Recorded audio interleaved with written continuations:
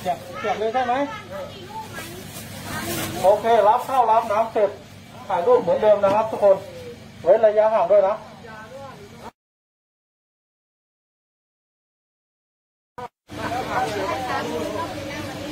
เว้นระยะห่างด้วยครับมีเด็กเปล่าไม่มีเด็กไม่ต้องเอากินแล้วจะเป็นเด็กทันทีโอเครับน้ำรับข้าวรับขนมแล้วก็แวะถ่ายรูปด้วยนะครับทุกคนครับ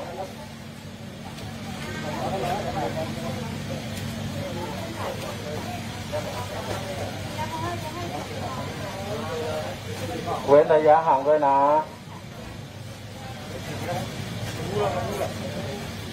ล้างขวดด้วยขวดยาแก้ไอ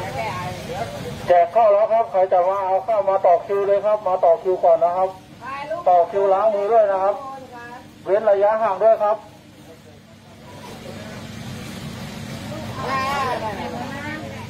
ยาแก้ไอกินแล้วจะเด็กทันทีมาต่อคิวเว้นระยะห่างด้วยครับเว้นระยะห่างด้วยครับ1 เมตรนะครับถ่ายรูปนี่ลูกรับขนมเสร็จถ่ายรูปด้วยนะครับแวะถ่ายรูปด้วยถ่ายรูปแรกเข้าครับ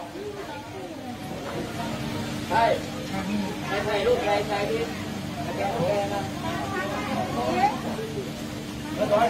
มาถ่ายรูปก่อนมารับขนมถ่ายรูปก่อนเว้นระยะห่างด้วยนะครับเช็คด้วยนะครับประมาณ1 เมตรนะครับอยู่ห่างกัน1 เมตรนะครับ ไปต่อแถวทางนู้นเลยครับ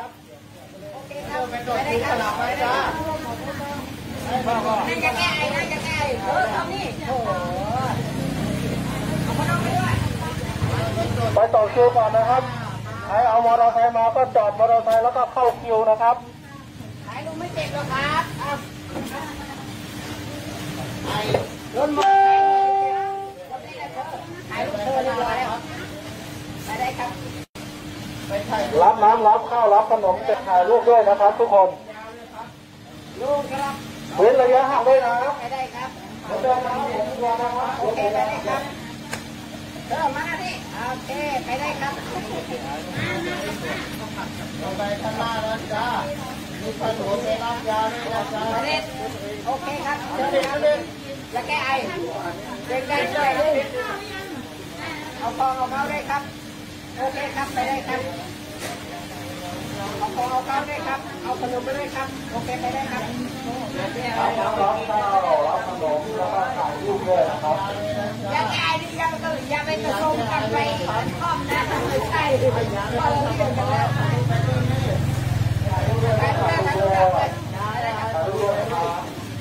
โอเคไปได้ครับโอเคไปแล้วครับอ้าวทำไมดูใจจับกล้องวันนี้มันต้องเป็นแบบนี้จะรอให้คนยืนทำไมอ่ะถ่ายรูปก่อน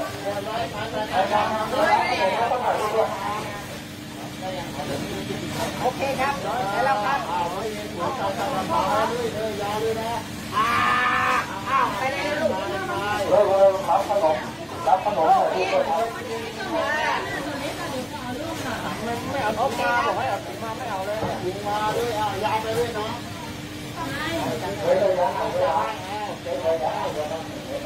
โอเคครับโอเคครับไม่เล่นเราไม่ได้ครับโอเคครับแล้วครับโอ้ยเราเวลา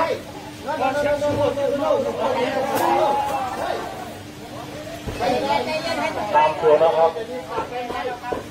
ตามคิวนะครับพี่เตี้ยครับ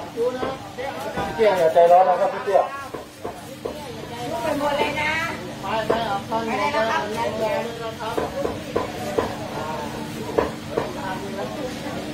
ใครจะมาก็กล่องมาได้เลยครับแจกแล้วครับโอเคครับคนละอันพ่อคนเยอะ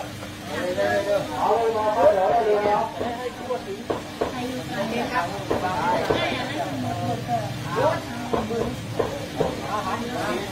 ได้แล้วครับยศใหญ่ก็ต้องมีได้แล้วครับต้องมาเก็บกันนะไม่เห็นเลยหนึ่งเอายาวหนึ่ง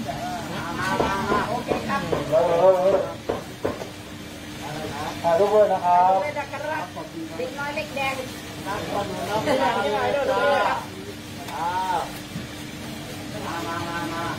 มาเลยครับมาเลยครับใครจะมาเอาของออกมาได้เลยครับเธอคนสวยมาจังเนี่ยเวลาใครเล่นได้ที่เราคุณชี้จะได้ไปจะไม่คนนี้ตัวใหญ่ให้ไปเลย52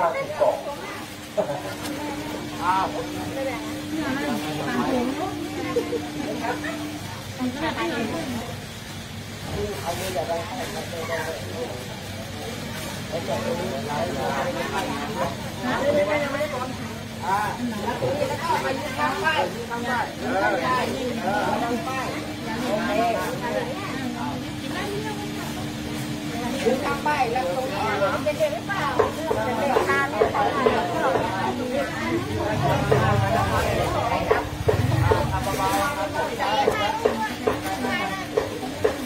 ดูสิยืนทางไปตรงนี้เด็กน้อยเล็กแดงของใหญ่โอเคโอเคไปดูนะ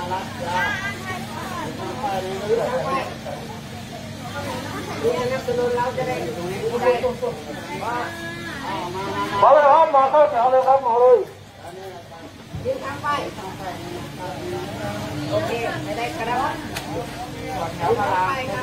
ต่อแถวก่อนนะครับมาเข้าแถวต่อแถวล้างมือด้วยแอลกอฮอล์ด้วยครับขอบคุณครับไม่ได้ครับยืนทางไปครับขอบคุณครับไม่ได้ครับ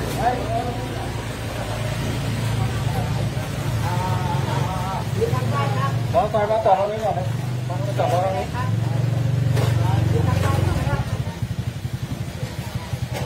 โอเคขอบคุณครับเรียบร้อยครับตกลงเดียวครับวันนี้อะไรดีขึ้นเดียวไทยขอบคุณครับรับขนมก่อนรับขนมก่อนขนมแล้วก็ถ่ายรูปแล้วนี่เราหนักขนมหมดยังมีอยู่ใช่ไหม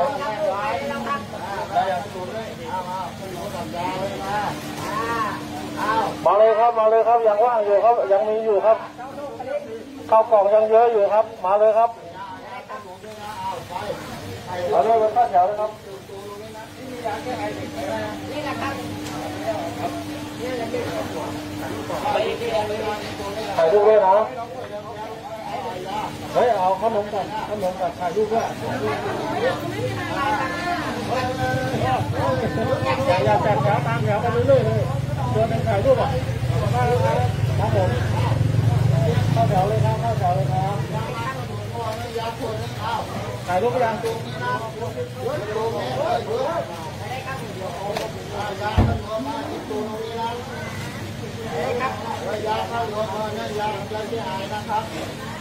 ให้เด็กๆไปเลยโอเคไปต่อคิวกันแล้วนะครับข้าวตุ๋นไม่ได้ครับแจกแล้วครับมาเลยครับมาเลยมาต่อคิวล้างมือเลยแอลกอฮอล์ก่อนนะ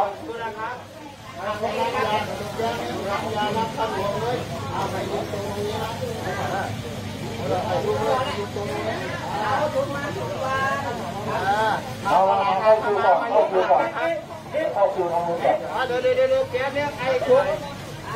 ผมรถก่อนครับผมรถก่อนแป๊บนึงลูกตั้งไอ้ไปก่อนแล้วเราเหยียบนั่นไอ้ทุกไม่เท้าทำนะครับเอาลงอีกกูไม่ต้องแล้วทุกน้ำเราเยอะอยู่ไรใช่ปะใช่แล้วเนี่ยยืนระยะห่างด้วยนะยืนเวลายืนเข้าแถวเว้นระยะห่างด้วยนะครับ1 เมตรนะถ่ายรูปก่อนครับรับขนมถ่ายรูปก่อนครับหน่วยรับขนมก่อนถ่ายรูปก่อนครับคุณพี่ครับคนหรือเปล่าข้างหลังเรามาต่อคิวข้างหลังนะเด้อมาต่อคิวนะจ้าโอเคไปครับไปต่อคิวข้างหลังนะครับตัวแม่ลูกครับเชิญครับขอบคุณครับถ่ายรูปเร็ว ถ่ายรูปแรกเข้านะครับเอาเลยมาต่อแถวเลยเว้นระยะห่างด้วยครับดูระยะห่างด้วยนะครับ1 เมตรนะครับนี่ยาอะไรเนี่ยเอายาไอครับ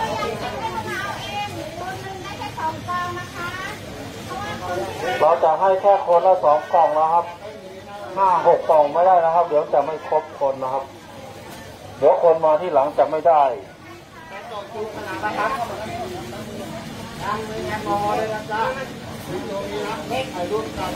เว้นระยะห่างด้วยนะเว้นระยะห่างด้วยมาเลยนะเข้าแถวต่อคิวเลยครับ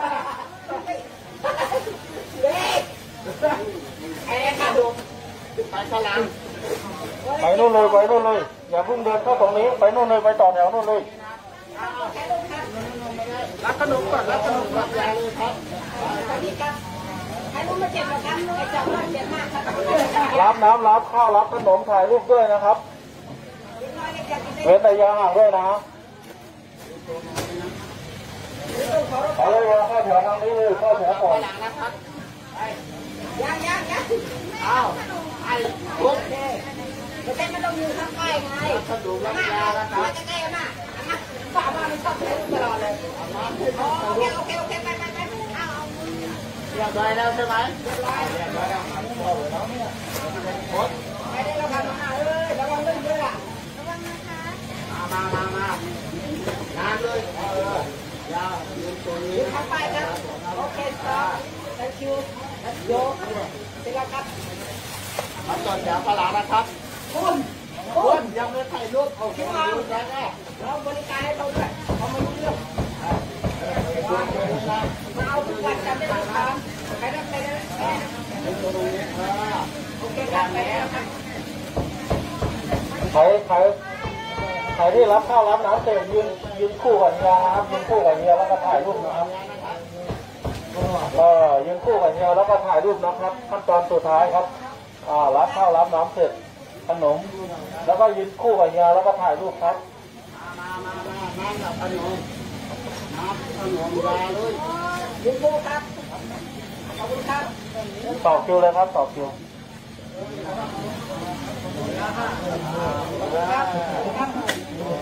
ผู้สาวแก่นะ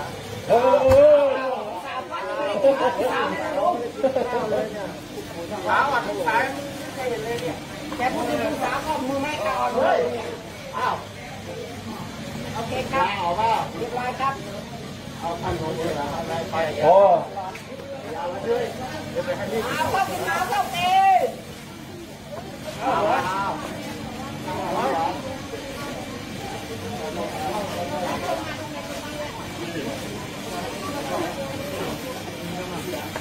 มาทางนี้เข้าแถวถ่ายรูปนะจ๊ะ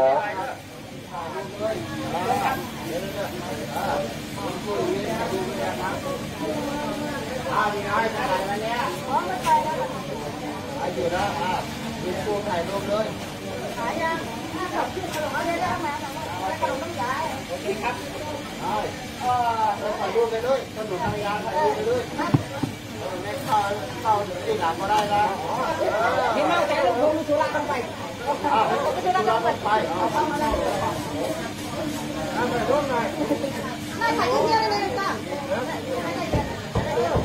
บาง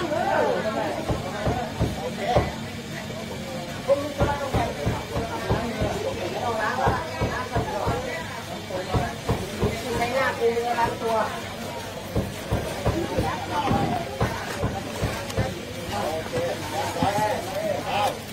แพงไงเนี่ยทำไมลูกแพงวะ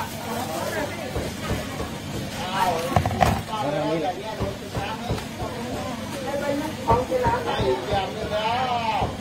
เดี๋ยวโอ้ยยินที่ไหนเดี๋ยวครับมาเลยจ้าเอาเลยครับมาเลยครับเดี๋ยวเราเขาแก่ไปไหนแล้วเขาแก่เดี๋ยวขึ้นห้องแป๊บนึงมาขึ้นห้องไปแล้วเดี๋ยว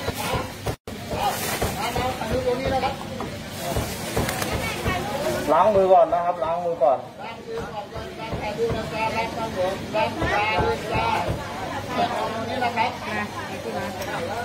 เขาไม่ได้ข่าวมาจากไหนว่าเขาเอาคนป่วยอยู่ฝั่งนี้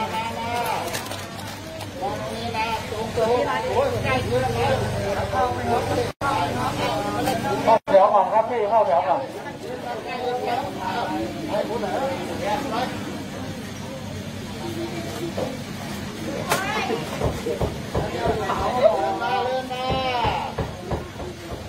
มาถ่ายรูปนะจ้าโอเคอย่างนั้นดูนะนั่งอย่างนี้ดูจับตุ๊กเหลี่ยมนะ หาเรื่องนะ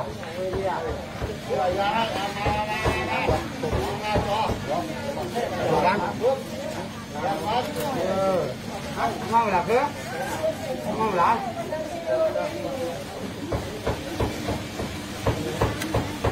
มองตรงนี้มองหน้ากล้องนะครับเอาเรียบร้อย เราผมเชิญเลยครับ เรียบร้อย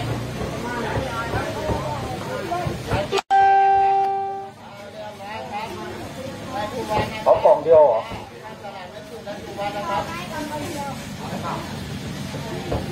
กินน้อยไงก็เลยไม่โตสักที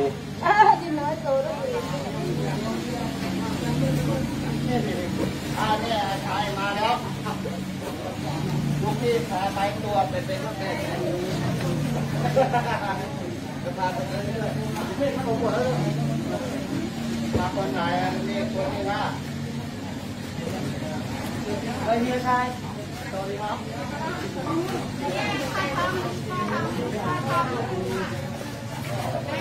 เอาเข้าไหมเอาเข้าล้างมือก่อนล้างมือก่อน เข้ามา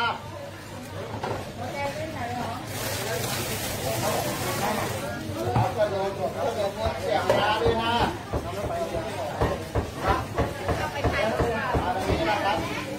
มาเลยเข้ายังมีอยู่มาล้างมือก่อน น้องนักกล้องไม่ต้องไปล้างไม่ต้องไปล้างไปล้างไม่ได้นะครับไม่ได้ติดไปล้างนะต้องถ่ายรูปเลยนะเจ้าหญิงครับรูปเลยนะครับมานักกล้องนะครับเดี๋ยวถ่ายตรงนี้ก็บึ้มเดี๋ยวเราจะโอเค ถ่ายรูปด้วยครับ มายาเลยไอ้วัดดูไปแล้วต้องโกนเรามีบรรยากาศตัวเราเป็นกินยาด้วยนะไปนะเลือกไปเรียบร้อยไปนี่ต่างหากว่าเป็นเป้าขวด ถ่ายรูปก่อนนะ มาเลยจ้ามาเลยจ้า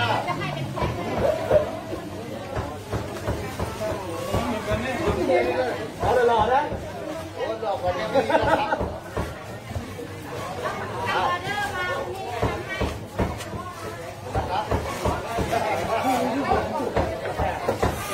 นะครับล้างมือ มา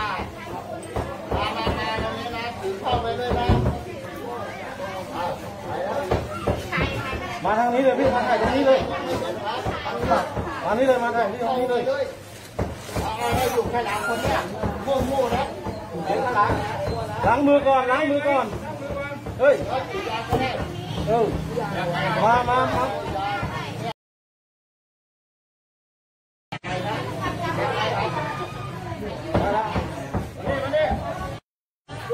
รับยาก่อนรับยาแล้วก็ถ่ายรูปโถ่นั่นแหละ ทำไมไม่รู้ขันยั่ว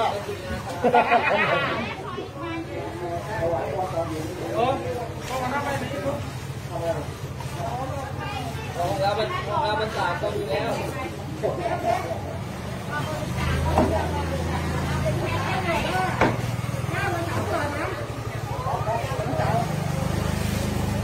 มาเลยจ้าข้าวกล่องยังเหลืออยู่นะจ้ามา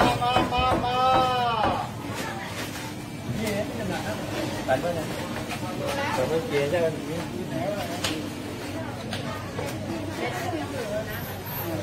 มาเลยล้างมือก่อนล้างมือด้วยแอลกอฮอล์ก่อน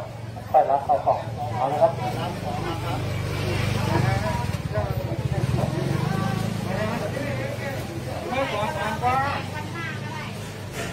มาเลยถ้ายังมีมา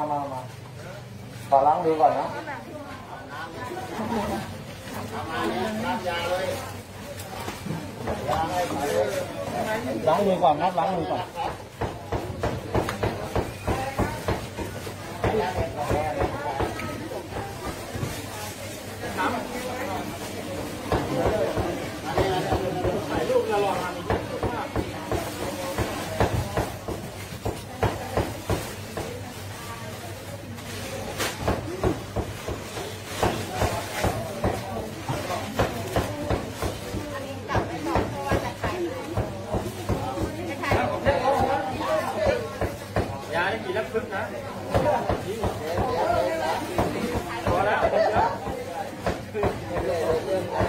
เอาเล็กไหนอยาก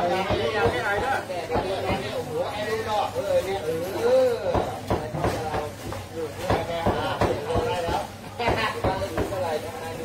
้วยมาเลยข้าวกล่องยังมีอยู่ครับมาได้เลยครับ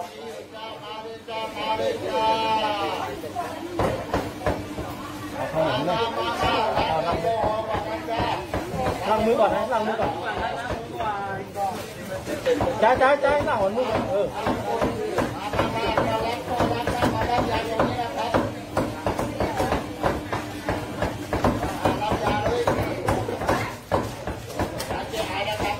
มาเลยข้าวกล่องยังมีมาเลย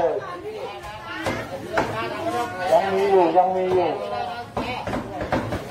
มาได้เรื่อย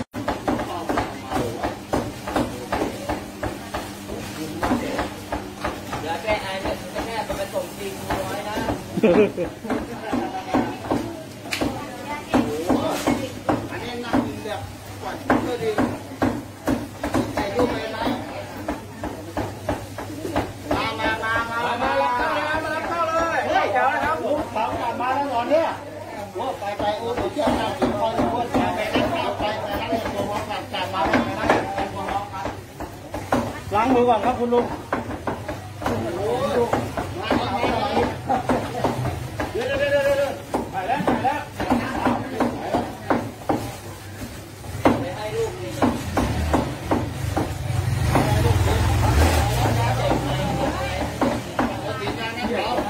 บอกคนรอบๆต้องบอกว่าขับเบา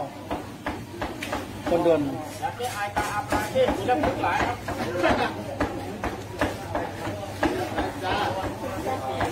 ่เราขึ้นที่2 ครึ่งเลยมั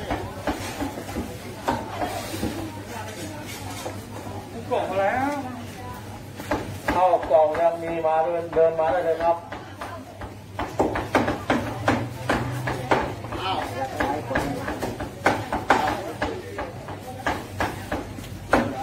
รอนะ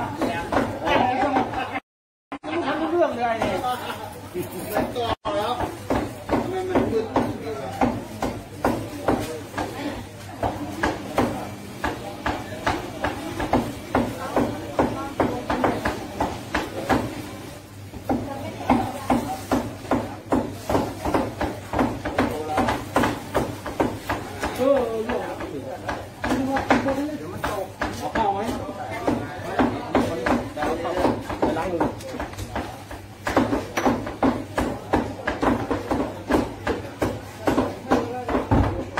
มือรับน้ำรับก่อนมีถุงไว้ใส่ถุงเลย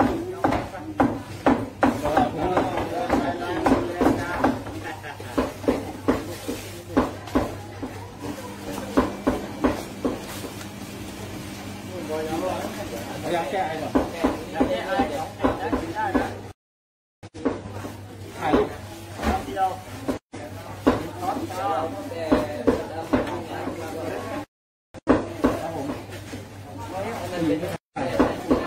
ไอ้ถามมาหยิบยาเนี่ย3 กล่องไม่รู้เอาเมื่อ3 กล่องเลย3 กล่องไม่รู้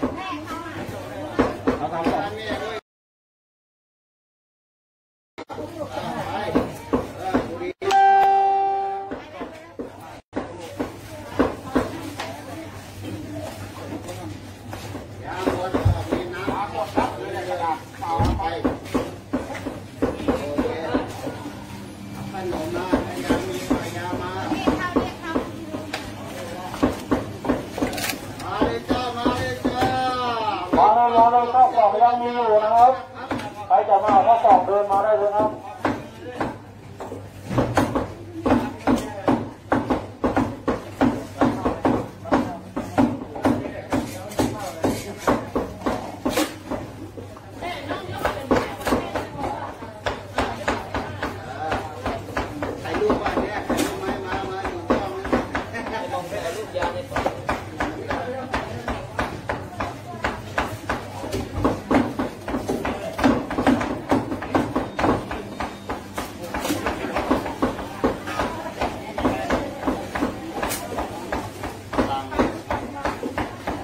มาเลยข้าวยังมีอยู่มาล้างมือก่อน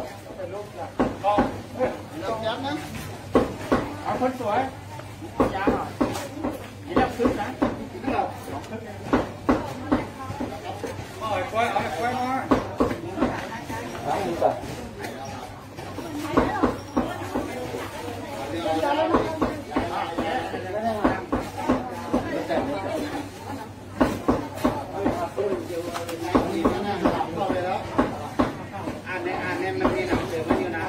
ยังไม่อายเรื่องกินให้ไม่รู้เขาแน่นะครับต้องน้ำยาเลยนะครับ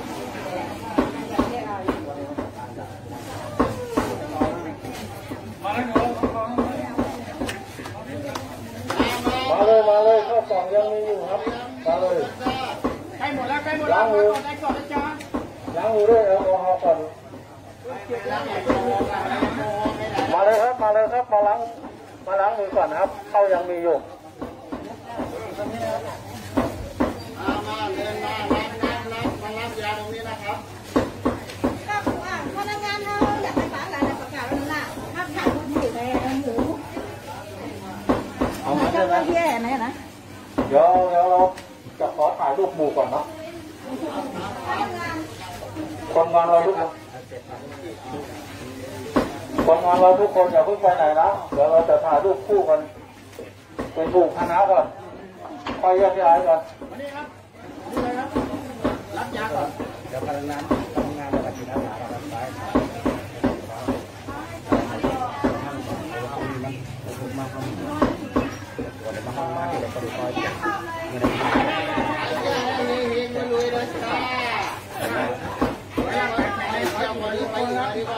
ลูกก่อนเจ๊ ถ่ายรูปก่อนครับ เรียบร้อยครับง่ายจ้า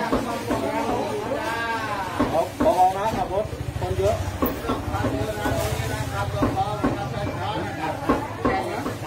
จักรยานก็เหมือนกันนะครับอย่ายุบล้อนะจักรยาน อย่ายุ่งล้อนะครับ มารับข้าวกล่องเลยจ้า รับเขาก่อนเลยจ้าเอาไปไหนอีกแล้วก็มาอย่ารับเขาก่อนก่อนเราใช้ไว้ก่อนนะครับ อย่างนี้เลยครับอย่างนี้ก่อน โน่เดี๋ยวต้องถอยหลังเรื่องหน้าเราก่อนนะครับถ่ายรูป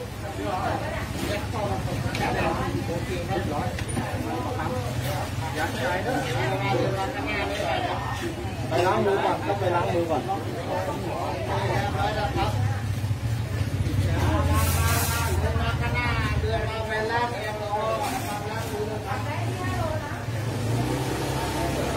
ล้างมือด้วยแอลกอฮอล์ก่อนค่อยรับข้าวรับน้ำแล้วก็มารับยาแก้ไอแล้วก็ถ่ายรูปนะครับ ยาแก้ไอได้หรือถ่ายรูปด้วยครับ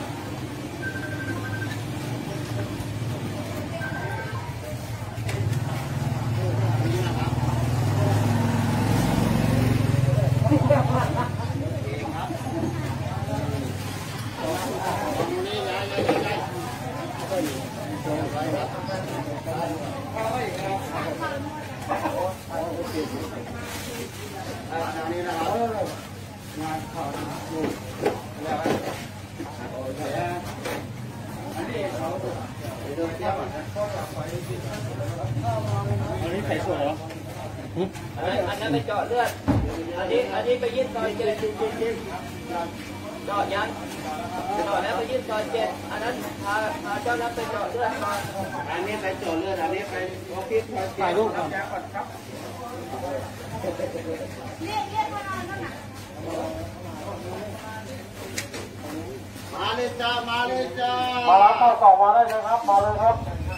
ข้าวกล่องยังมีอยู่ครับมาเลย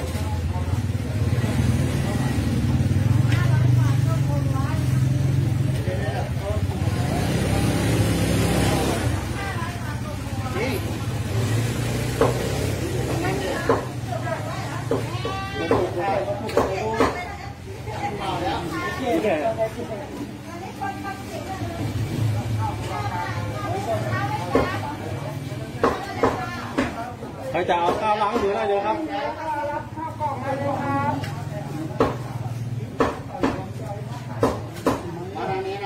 รับแล้วรับยาแก้ไอก่อนแล้วก็ทำ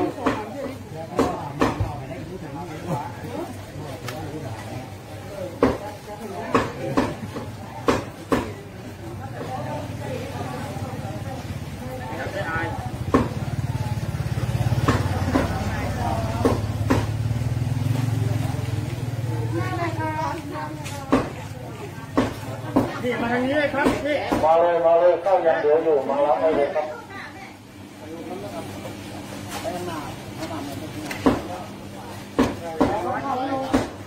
อาจัดให้ลุงหน่อย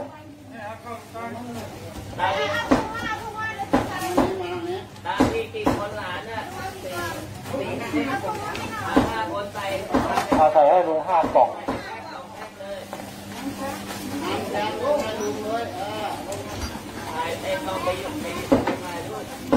เอายาแก้ไอไปให้แกด้วย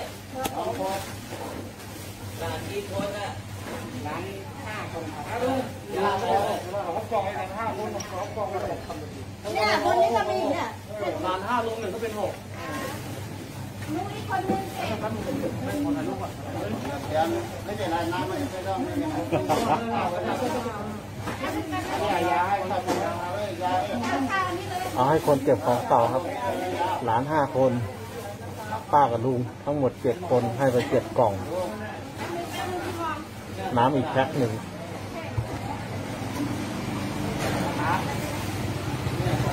ข้าวเปล่าครับเดี๋ยวรอแป๊บนึงรอล้างมือก่อนไปจอดมอเตอร์ไซค์ก่อนนะคุณพี่เนี่ยจอดมอเตอร์ไซค์เลยพี่มารับได้เลยครับลงเอาเลี้ยงก่อนไปเลี้ยงก่อน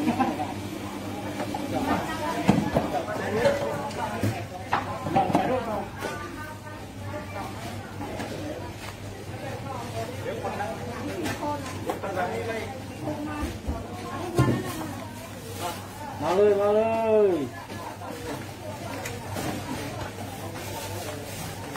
อย่านะต้องอย่าเริ่มตั้งเลยกี่แล้วก็โอ้ยมันอะไรหรอกพี่หนูจะเป็นพ่ออ่ะ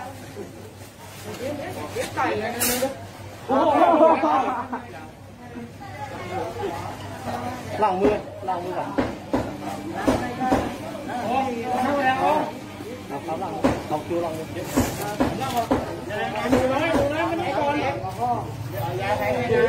ใส่กระเป๋านะครับนี่มองหน้าต้นนะครับ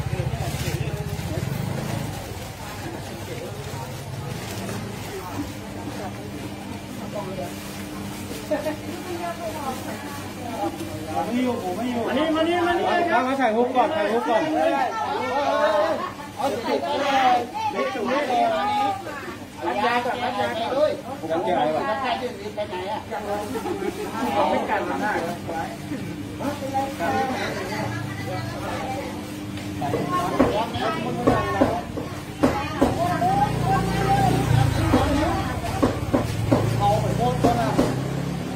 เนี่ยจุกบนปอกข้อน้ำเนี่ยทำไมทุกคนแต่หลังของข้อไม่ได้เดี๋ยวนี้มานี้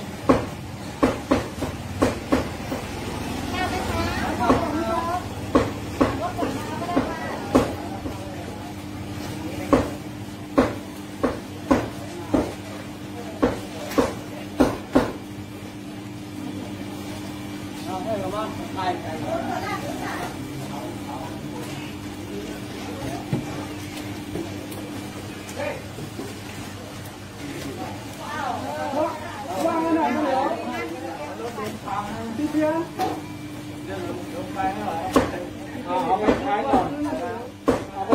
รอบนึงว่ามันก็จัดของเอา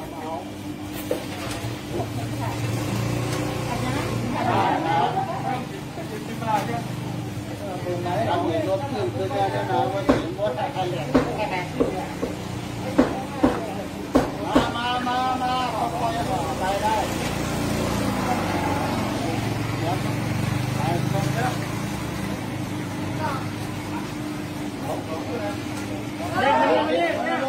ไม่มีเกณฑ์ไข่น้ำนะเกณฑ์เล่นน้ำเลยมองหน้าต้องเลยนะจ๊ะโอเคเรียบร้อยครับ ตอนนี้500เกือบ600กล่อง ใครที่มีข้อมูลผู้ติดเชื้อที่ยังไม่ได้ไปให้แจ้งรีบแจ้งเลยนะเดี๋ยวไปหมอ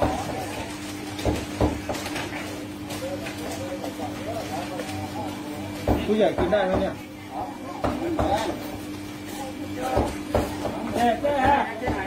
เข้า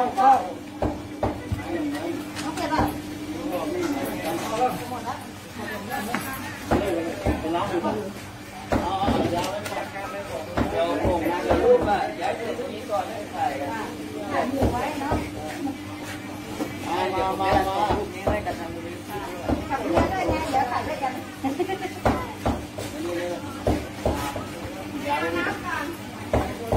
แล้วแก้ไอให้เด็กก็ได้ผู้ใหญ่ก็กินก็ได้ใช่ไหมได้ ไม่มีเลยไม่ได้จะผู้ใหญ่กินได้ โดนเรื่องได้หลงเลยเมื่อปานได้หลงเลย เอามาแล้วเอาเข้าไปให้ข้าวข้าวมาโอ้เอายาไปเลยเดี๋ยวจัดหน้าถุงนะจัดหน้าถุงนะสมองยาพันโคตรนะลูกคอถุงมา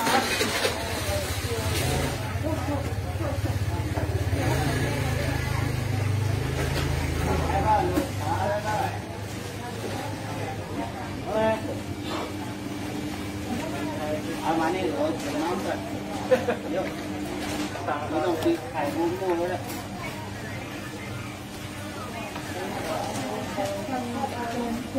มาเอาข้าวตองไว้ถ้ามาเอาข้าวตองมาแล้วเด้อมาล้างอยู่ด้วยมีซ้อมค่ะเสาเย็นให้ยังไง ไปพวกมันได้ไม่คิดอะไรนะ อยู่ใครวิ่งกันไหนเนี่ยเอาข้าวเปล่าข้าวล้างดูก่อน แล้วมีได้รับอะไรอยู่ครับ เก่งกล่อง มาเลยข้าวกล่องยังเหลืออยู่ครับยังมีอยู่ครับมาเลยมาทางนี้ครับรับยาก่อนนะเจ๊ข้าวกล่องยังมีอยู่ครับเดินมาได้ครับมาเลย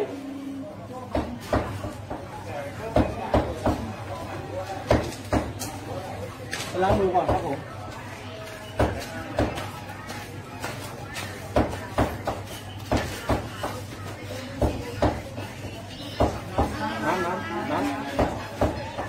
รับยาแก้ไอด้วยแล้วก็ถ่ายรูปนะครับมันตัดป้องเลยนะจ๊ะยาร้อยยาตรงนี้นะครับตัดป้องนะครับยานะครับตัดป้องเลยจ้าโอเคเรียบร้อยยาอย่างนี้นะแก้ไอโอเคนะตัดป้องเลยนะโอเคหลบรถก่อน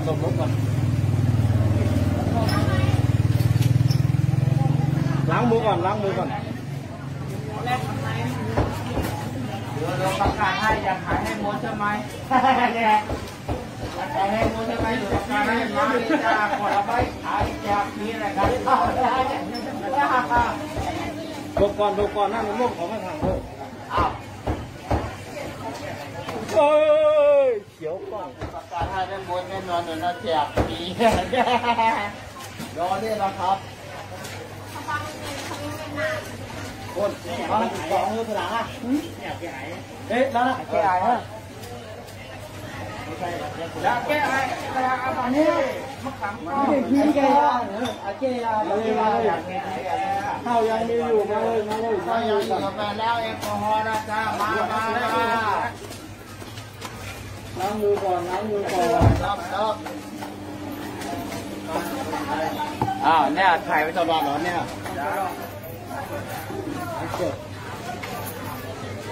จบเลยมาลูกหลอกมองกล้องเลยอ้าวจ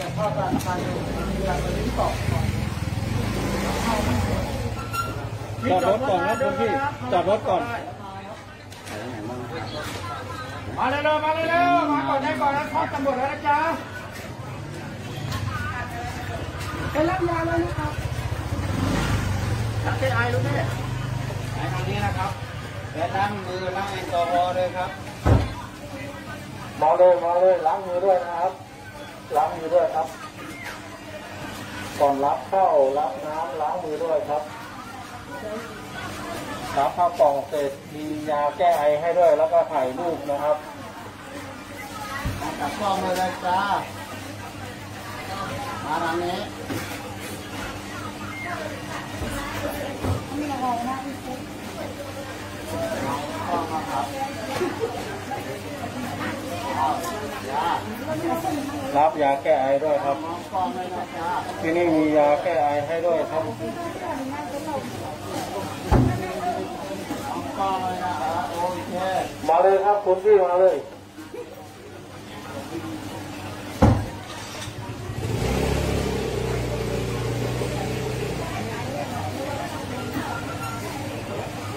มาเลยข้าวยังมีอยู่มาล้างมือก่อน อ๋อมาเหรอหนูก็เติมใช่หมดคนนี้หนูจะเติมให้ ไปล้างมือก่อนครับเอาไปขายก่อนลุงมาเลยข้าวยังมีอยู่มาได้ครับมาเลยล้างมือก่อนนะ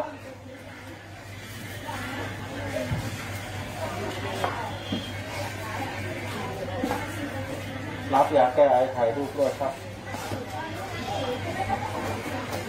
มาเลยข้าวยังมีอยู่ครับมาเลย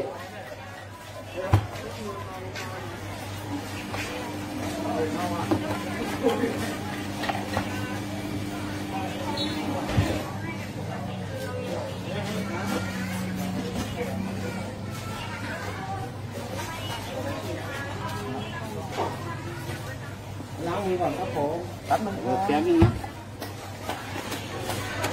น้องเสื้อดำ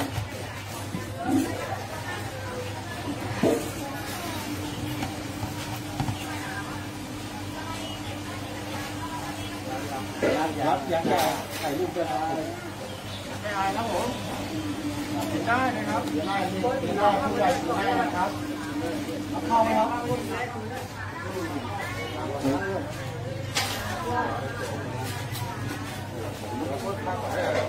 เอาไหนเนาะล้างมือก่อน มานี้เลยถ่ายรูปก่อน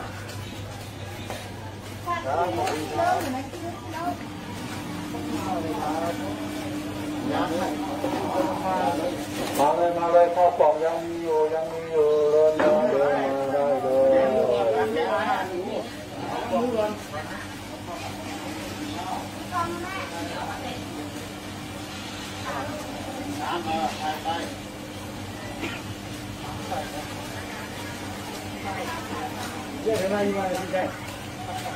ล้างมือก่อน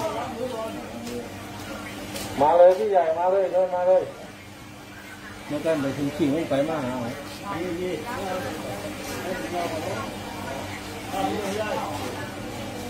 ถ่ายรูปก่อน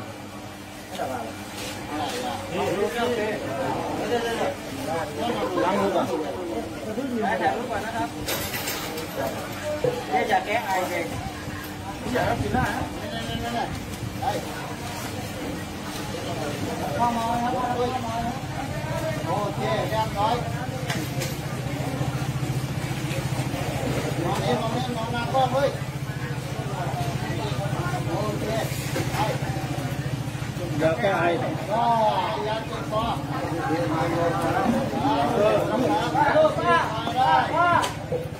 ดิ้นลงเองเลยดูมาหน้ามันแล้วมันแค่นั้นได้ข้าวลืมถุงไม่เอาข้าวไหนใจไม่เอาได้ ทุกวันนะ มาใส่ถุงเลยอย่าไปใส่ถุงกับข้าวไม่ใส่นี่ ขาดถุงนี้ขาดถุงข้าวไม่ได้ ใส่ถุงข้าวเดี๋ยวกินไม่ได้ไม่ใส่นี่อันนี้เลยด้วยเนี่ยเดี๋ยวนึง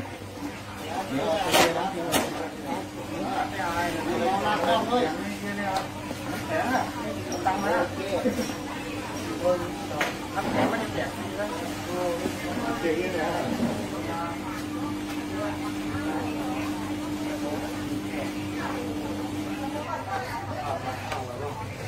ย้อนถุงบอลผมเราตากวันเราต้องเอาที่ตัวเราขอเรา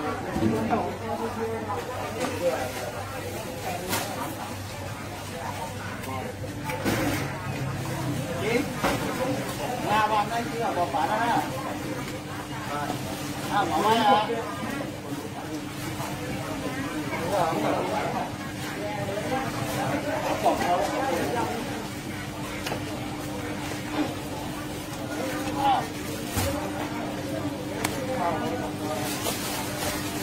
ยามเอาพี่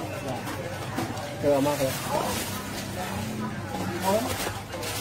สองก็ผมเองรับข้าวกล่องไหมข้าวกล่องนี่นะกล่องหลายแล้ว